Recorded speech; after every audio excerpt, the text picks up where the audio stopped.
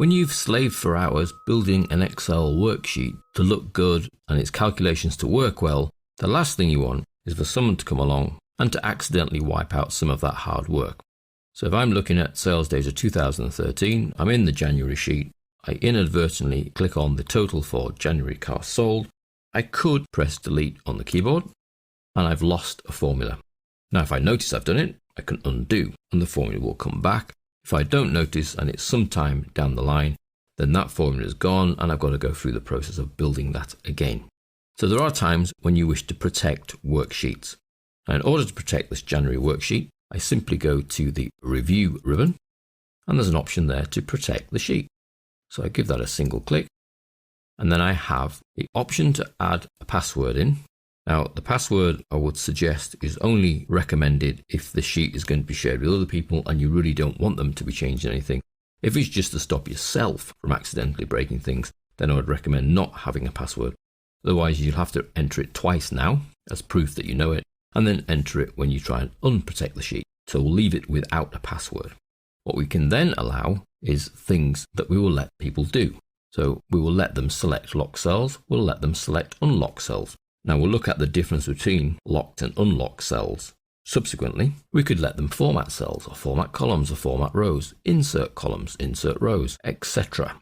So there's quite a list of things that you will allow them to do. By default, if the tick's not there, they cannot do it. So let's leave the tick in insert columns, but not in insert rows.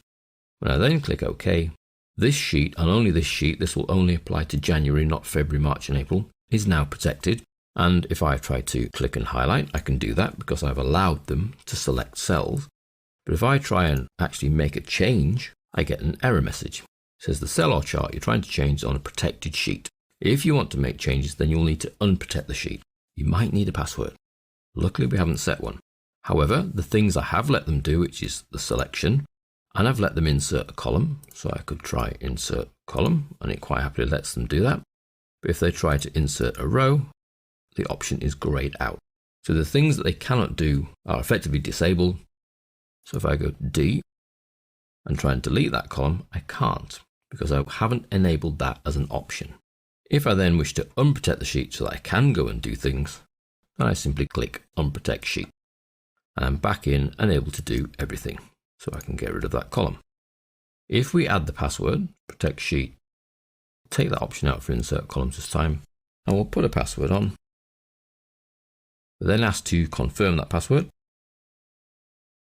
And still, we cannot get in, make any changes, but we can select cells. If I then come to Unprotect Sheet, I need to know the password. And OK, and we'll be in, but if I put the wrong password on, password you supplied is not correct.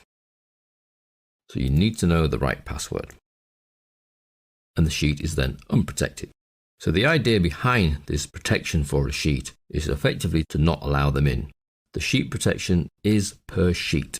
So if you want to protect February, you would need to go into February and click Protect Sheet. OK. If you want to protect March, we need to go March, Protect Sheet. OK.